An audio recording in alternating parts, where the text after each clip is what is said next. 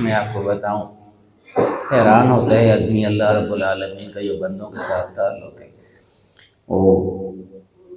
اللہ پاک فرماتے ہیں کہ من احدث ولم یتوضا، میرا کوئی بندہ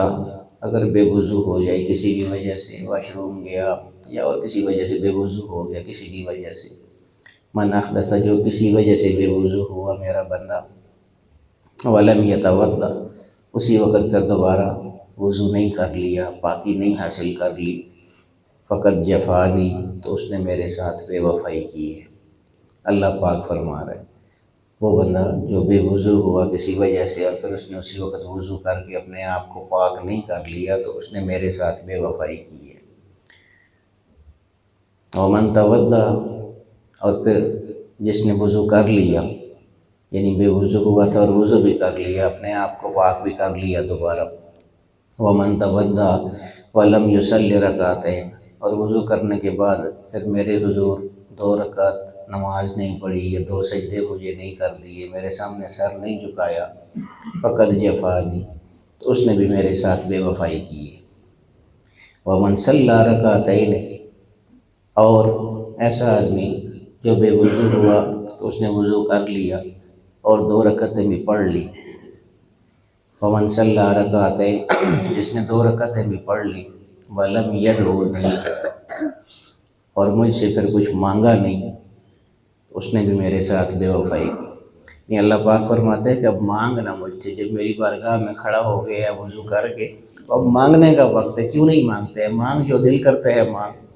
یعنی نماز پڑھنے کے بعد جو پھر نہیں مانگتا مجھ سے۔ ہم دیکھیے نا، کئی دفعہ ہم بچے ہمارے جمعے کے دن آپ دیکھیں جمعے کی نماز ہوتی ہے، اسلام پھیرتے ہیں تو بچے باہر نکلنا شروع ہو جاتے ہیں، اکثر دعا بھی نہیں کرتے، باہر کھڑے ہو کے باتیں کرتے رہیں گے۔ یہی اللہ پاک فرما رہے ہیں نا کہ اب نماز پڑھی ہے جب تو اب مانگنے کا وقت ہے نا، مانگو اب جو مانگنا ہے مانگو اب، یعنی جس نے پڑھ لی نماز ولم یدعونی، اور مجھ سے کچھ مانگا نہیں تو اس نے بھی میرے ساتھ بے وفائی کی۔ اب اگلا جملہ دیکھیے، ومن دعانی، اور جس نے مجھ سے مانگ بھی لیا، پہلے بے وضو ہوا تھا، وضو بھی کر لیا، نماز بھی پڑھ لی اور مجھ سے مانگ بھی لیا، ولم اجبہ، اور مجھ سے مانگنے کے بعد اگر میں اس کو پھر عطا نہیں کرتا تو پہلے ہر جگہ فرمایا کہ اس نے بے وفائی کی، یہاں فرمایا کہ جب مجھ سے مانگ لیا تو پھر اب میں اس کو نہ دوں تو پھر میں نے اس کے ساتھ بے وفائی کی۔ اور یا محمد لست برب جافن، اور اے محمد اپنی امت کو بتا دیجئے کہ میں بے وفا رب نہیں ہوں، میں وفا والا رب ہوں۔ کوئی میرے ساتھ وفا کر کے تو دیکھے، میں اس سے زیادہ وفا کر کے دکھاؤں گا اس کو۔ تو ہم خود ہی وفا نہیں کرتے، اللہ رب العالمین سے کہاں ہم وفا کرتے ہیں۔ اس لیے یہ ساری باتیں عرض کی ہیں کہ شکر ہے اللہ پاک کا، اس نے ہم کو توفیق دی اپنی بارگاہ میں صبح صبح حاضر ہونے کی، اس کے نام لینے کی، اس کا ذکر کرنے کی۔ تو یہ سارے ذکر جو صبح صبح آپ کر لیتے ہیں،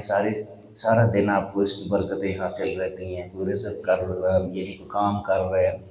کاروبار کر رہے ہیں، اس رزق میں اللہ تعالیٰ برکتیں عطا فرماتا ہے۔ کوئی ملازمت کر رہے ہیں، اس ملازمت میں اللہ پاک آسانیاں فرماتا ہے، پریشانیوں سے اللہ پاک محفوظ رکھتا ہے۔ اس لیے یہ صبح کا ذکر بہت زیادہ ضروری ہے، یہ ہماری زندگی کو شامل رہتے ہیں۔ یہ ظاہر ہے کہ دن کا آغاز ہی صبح سے ہوتا ہے، تو آغاز ہی جب اتنا خوبصورت ہو جائے، اللہ اور اس کے رسول کے نام سے ہو جائے، تو پھر ساری برکتیں سارا دن شامل حال رہتی ہیں، پھر کوئی پریشانی انسان کو نہیں ہوتی۔ اللہ تعالیٰ ہم سب کو یہ سب کرنے کی توفیق عطا فرمائے۔ وآخر دعوانا الحمدللہ رب العالمین۔